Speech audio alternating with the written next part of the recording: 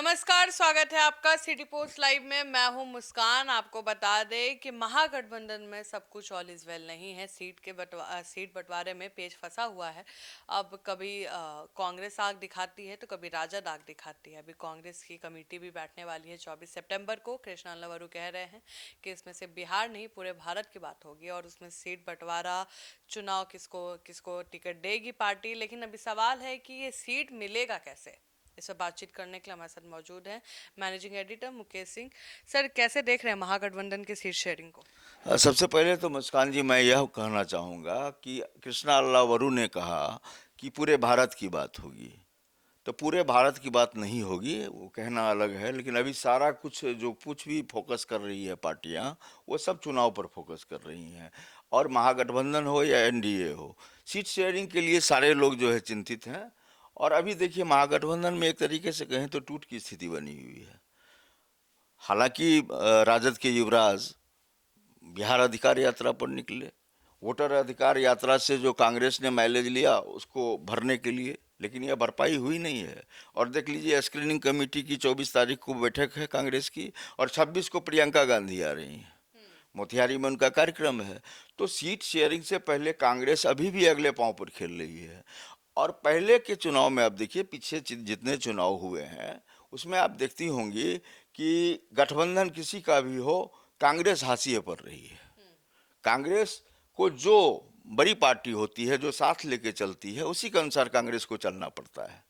इस बार लेकिन यह बात नहीं है। राहुल गांधी ने यह साबित कर दिया है मुस्कान जी कि इस बार मैं जो कहूँगा सीट बंटवारे उसी तरीके से किए जाएंगे। यानी कि राहुल गांधी ने तेजस्वी यादव की कमान संभाल ली है। जो फैसले तेजस्वी यादव ले सकते थे, अब वे फैसले लेने वाले हैं राहुल गांधी। अब देखिए, ऐसा नहीं है कि सीट शेयरिंग में समझौता राहुल गांधी नहीं करेंगे। अभी वे कह रहे हैं कि हम 76 सीटों पर चुनाव लड़ेंगे, लेकिन वो सीट की संख्या कम हो सकती है। राहुल गांधी अभी तक सीएम फिगर का अभी तक कोई चर्चा किए हैं? सीएम का कौन सा चेहरा है अभी नहीं बोल रहे हैं।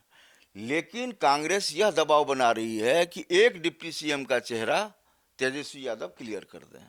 यानी कांग्रेस पहले स्वीकार करवाना चाहती है राजद से कि हमारा एक जो है डिप्टी सीएम होगा। यही नहीं, जब अगर सरकार बनती है महागठबंधन की, तो फिर मंत्री पद के जो बंटवारे होंगे उसमें भी कांग्रेस लीड भूमिका में रहेगी।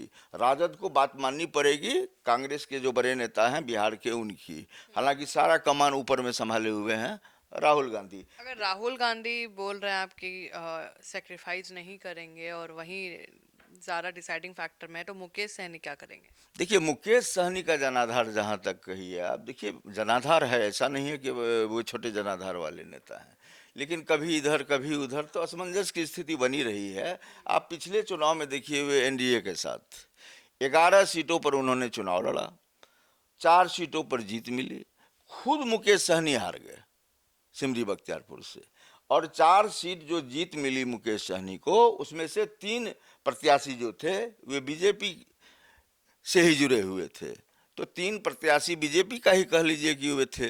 तो 4 सीट जीतने के बाद फिर तो बीजेपी ने चारों सीटों को अपने में मिला लिया, चारों विधायक चले गए बीजेपी के खेमे में। तो मुकेश सहनी का हाथ तो खाली है।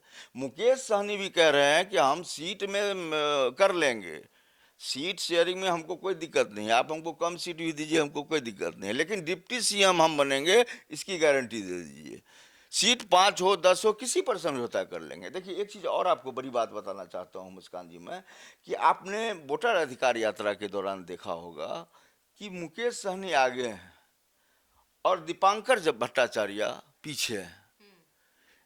जनता भी असहज हुई है इससे। बहुत बड़े नेता हैं दीपांकर भट्टाचार्य, और आपने मुकेश सहनी को आगे किया। तो बिहार की राजनीति में सही है कि ये लेफ्ट की राजनीति उतनी मजबूत नहीं है, लेकिन आप देखिए पिछले चुनाव में जो आप आंकड़े देखेंगे, वामदल का तो परफॉर्मेंस बहुत अच्छा रहा। बहुत अच्छा रहा। वही मैं कह रहा हूँ कि उनका देखिए मतलब जो रिजल्ट जो आया उनके फेवर में आया। बाकी और पार्टियों से तो लेफ्ट की पार्टियां आगे हैं।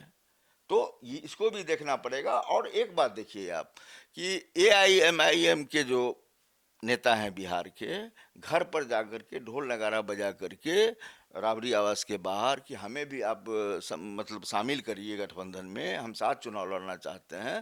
तो तेजस्वी यादव ने कोई तवज्जो नहीं दिया। अब आप यह समझिए कि जो सीमांचल का इलाका है, वो इलाका पप्पू यादव के प्रभाव में है। अब वो वहां से जो है ज्यादा सीटों की मांग कर रहे हैं, कह रहे हैं कम से कम 14 सीट जो है कांग्रेस लड़ेगी। कोसी सीमांचल। कोसी सीमांचल में 14 सीट की बात है। तो अब देखिए पेच पर पेच फंसता चला जा रहा है। हालांकि राजद सेक्रीफाइस नहीं किया है, ऐसी बात नहीं है। पालीगंज की बात करें हम, तो पालीगंज जो है वह राजद का न जीता हुआ सीट है, जीती हुई सीट है। और वहां से उन्होंने, राजद ने क्या किया, वो माले को दे दिया, माले ने वहां से जो है जीत दर्ज की।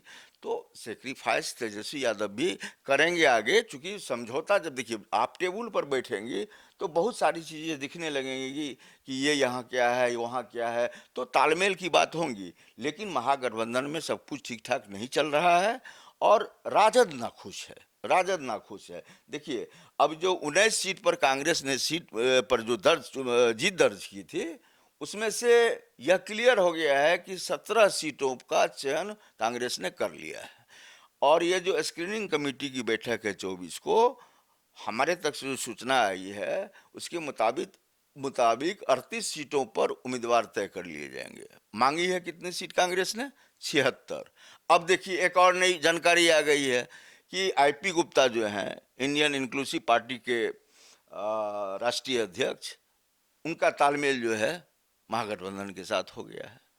मुस्कान जी यहाँ गौर करिए, मुकेश सहनी तेजस्वी यादव के बुलाने से नहीं गए थे, राहुल गांधी ने फोन किया और ये भागे भागे सासाराम की सभा में पहुंचे। तो और इन ये जो गुप्ता जी हैं, ये भी पहले कांग्रेस में थे और कांग्रेस ही ला रही है उनको महागठबंधन में। तो अब ये भी सीट के लिए नहीं है बेचैन। सीट ये कम भी 4-5 में भी काम चला लेंगे, लेकिन इनको है कि आरक्षण वापसी का जो इनका मामला है, इनके समाज का, ततमा ताती और पान समाज की जो बात है, उनकी हकमारी हुई है। आरक्षण जो इनसे तो कांग्रेस से अच्छा तो फिर एनडीए में उनको जाना चाहिए। एनडीए तो आरक्षण के लिए कर भी सकती है, उनकी सरकार है केंद्र में। देखिए ऐसा नहीं कि कोशिश उन्होंने नहीं करी है, उधर से भी जो है लाट टपकी है पहले एनडीए की तरफ से। लेकिन देखिए अभी पूरी तरह से ये गए हैं, हमको तो लग रहा है कि अंतिम समय में मुकेश सहनी भी कहीं महागठबंधन छोड़ करके एनडीए में ना आ जाए। अभी चूंकि तस्वीर साफ नहीं हुई है मुस्कान जी, और राजनीति में कब क्या हो जाएगा कहना मुश्किल है। ये जो पूरा हम लोग जब अभी जिस मुद्दे पर बात कर रहे हैं, तो आप यह समझने की कोशिश करिए कि प्रियंका गांधी अचानक क्यों दौरे पर आ रही है। हालांकि चुनाव में आप देखिएगा कि 150 से 200 दौरे होंगे, जिसमें 50 से 60 दौरे होंगे प्रियंका गांधी के। और बहुत बड़े बड़े नेता तो बिहार में कैंप करेंगे। राहुल गांधी ने इस बार मन बना लिया है कि बिहार जीतेंगे तो हम देश जीतेंगे, और उनका निशाना है 2029। और आप देखिए ना जिस तरह से, कभी आप देखिए आप जब से मैंने कवर कर रही हैं समाचार को, कांग्रेस कहाँ फ्रंट फुट पर दिख रही थी? 19 विधायक के बावजूद भी है कांग्रेस कहीं बिहार में दिख रही थी? सदाकत आश्रम में ताले लगे रहते थे, कोई वहाँ बल्ब जलाने वाला नहीं था। लेकिन जब से कृष्णा अल्लावरू आए हैं, वहाँ लग रहा है कि बाहर आ गई है। पूरा आप देखिए भर दिन भीड़ रहती है, खचाखच बातचीत चलती रहती है। तो कांग्रेस बिहार में जाग गई है, कांग्रेस का कद बड़ा हो गया है और राष्ट्रीय पार्टी है कांग्रेस। और राजद और कांग्रेस में बड़ा फैसला है। लेकिन चुनाव में जो चुनावी गणित होता है, इन सबों से इतर होता है। जब राज्य की राजनीति में आप आएंगी तो क्षेत्रीय दल प्रभावशाली होते हैं। आप देखिए ना, बसपा को देखिए क्षेत्रीय पार्टी, सपा को देखिए क्षेत्रीय पार्टी, सरकार तो बनाई ना। आप देखिए बंगाल में ममता बनर्जी हैं। तो क्षेत्रीय पार्टी बहुत प्रभावशाली होती हैं राज्य में, तो हम इग्नोर नहीं कर सकते हैं ऐसी पार्टियों को। लेकिन अब जो स्थिति बनी हुई है, वहाँ पोह में फंसे हुए हैं तेजस्वी यादव की करना क्या है। और संजय यादव उनके सलाहकार हैं, कई और सलाहकार होंगे जो नाम आ रहे हैं। लेकिन अब ये देखना हम लोगों को बेहद दिलचस्प है कि 26 तारीख जो है, जब प्रियंका गांधी आएंगी, उसके बाद क्या समा बनता है। और हमें लग रहा है कि आपको फर्स्ट वीक जो है हमारा अक्टूबर का घोषणा हो जाएगी सीट शेयरिंग की। लेकिन बिहार में इस बार चुनावी दांवपेच का जो चल रहा है, महागठबंधन में कांग्रेस भारी है। इसमें कोई शक शुबा नहीं है। तो आप सुन रहे थे पूरे डिबेट को, और आपको क्या लगता है कौन किस पर भारी है, और कमेंट सेक्शन में जरूर बताइए।